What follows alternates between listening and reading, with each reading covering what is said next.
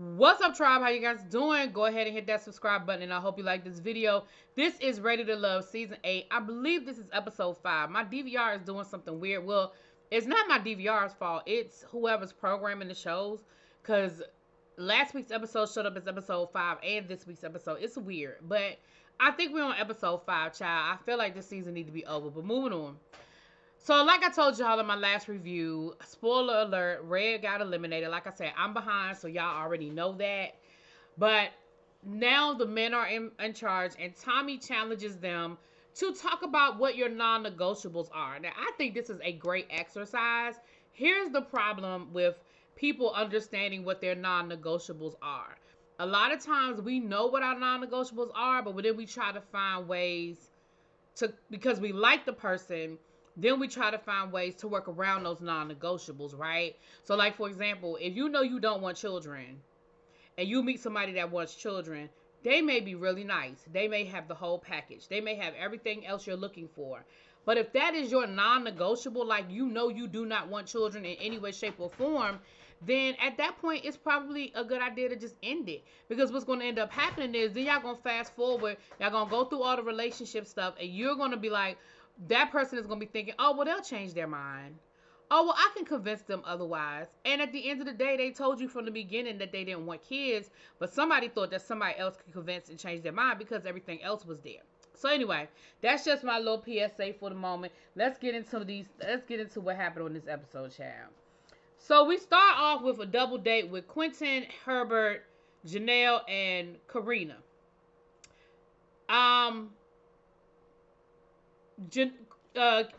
They, excuse me, I'm sorry.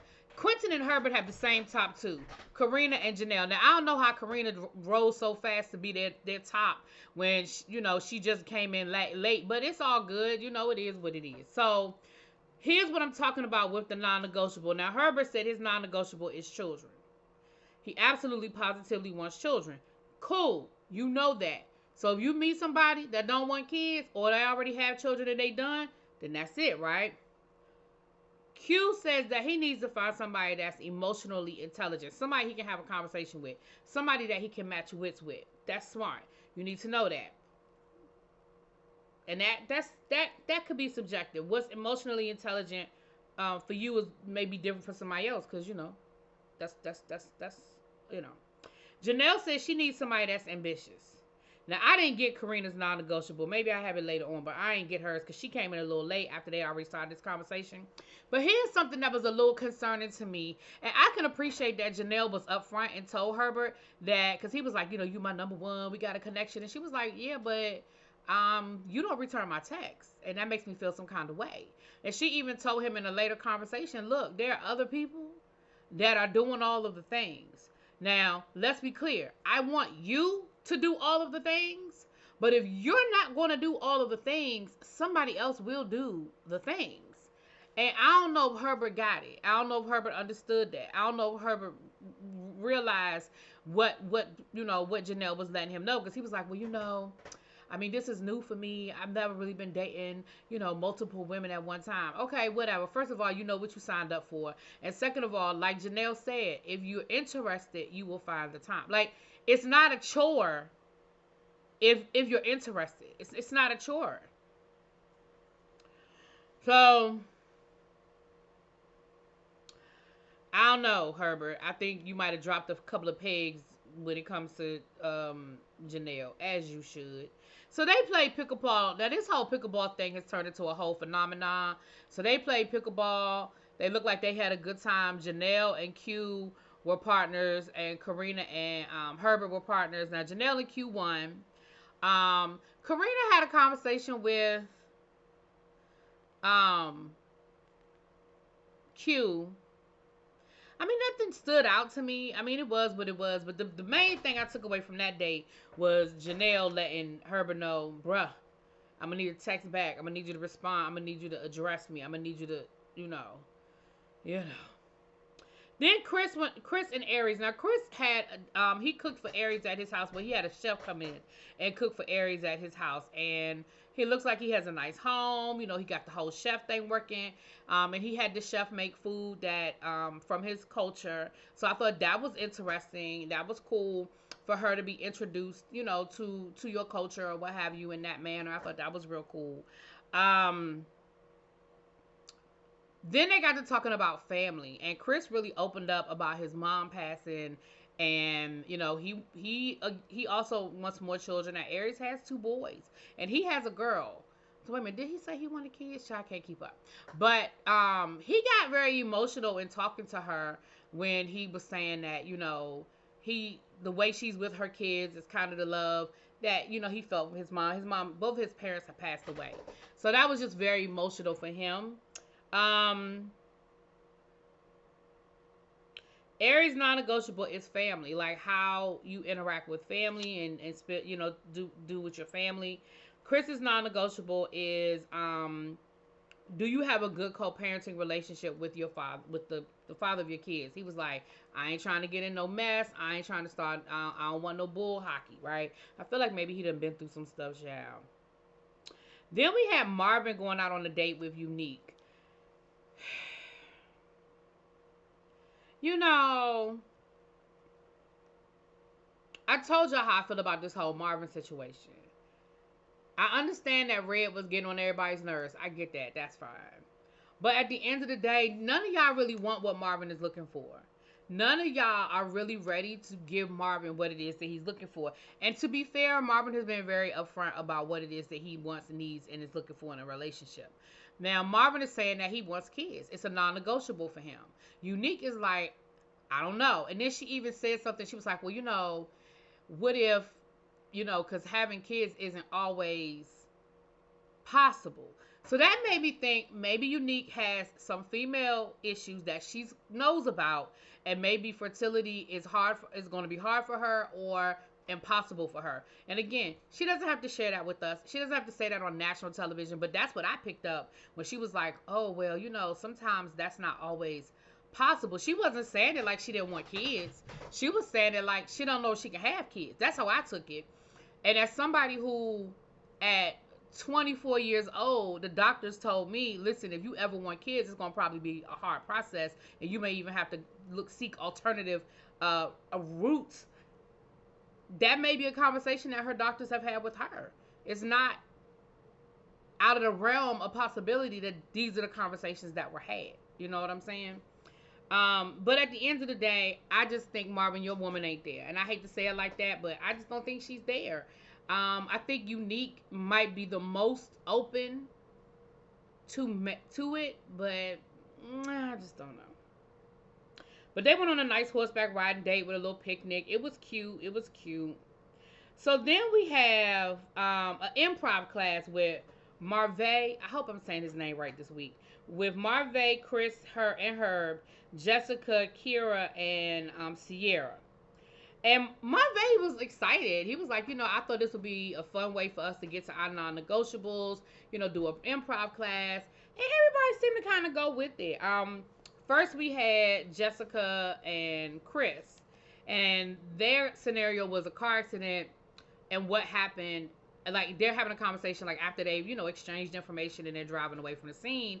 And they have to have a conversation. And I thought it was interesting that Jessica went straight into... No, Chris went straight into, well, I wonder how, like, how can we avoid that happening again? I'm going to be honest with you. If I'm with my man and we just got into a car accident and we're driving off after first of all, thank God that we're driving off. Thank God that both of us are in a position that we can drive off, whether it's in an Uber, a tow truck, whatever. But the fact that we are both here to have the conversation, how about, how are you doing? Are you good? Oh my gosh, I was so nervous. Not, so how can we avoid that from happening again? It was an accident.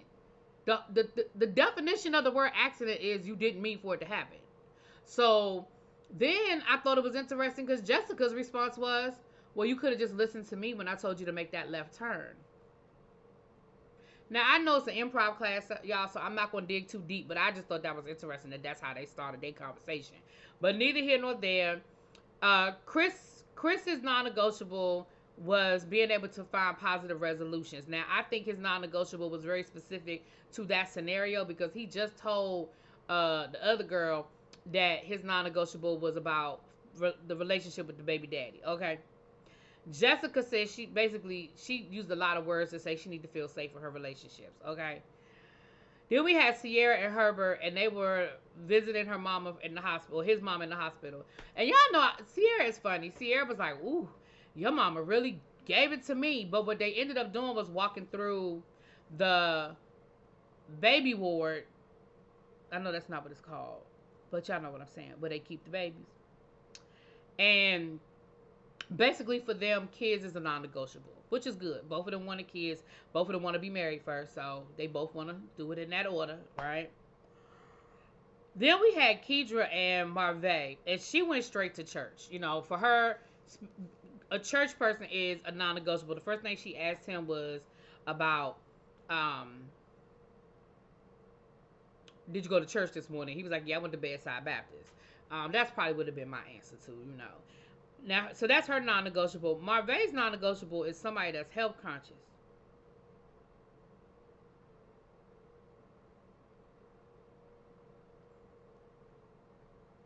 I mean, he said he pretty healthy, and that you know there's just some places that's hard to lose weight. Which is, listen, I know, but I just thought that was interesting for Marve to say. Then we had a date with Karina and Phil.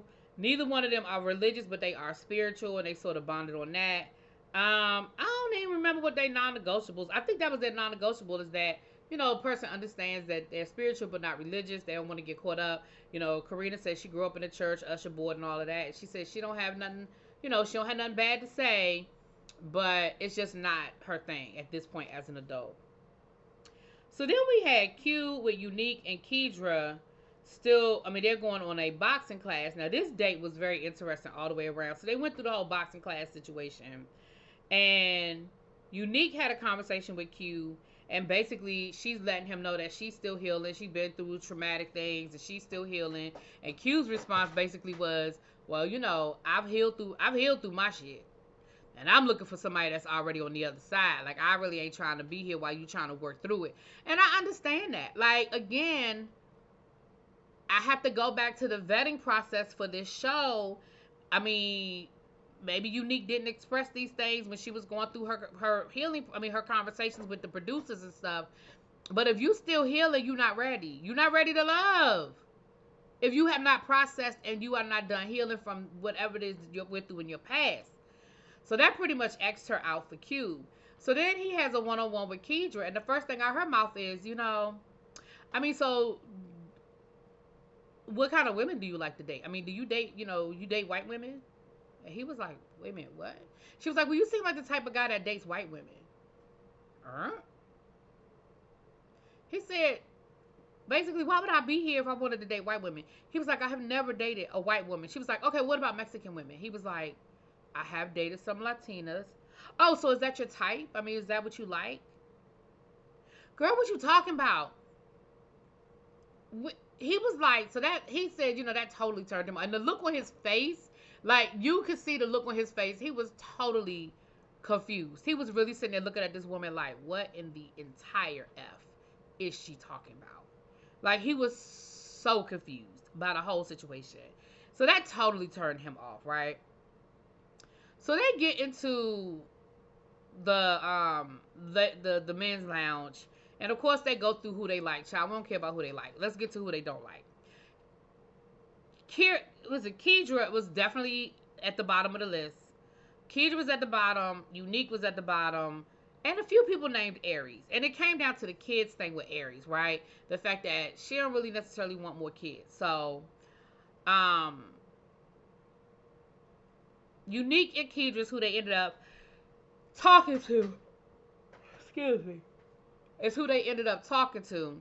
But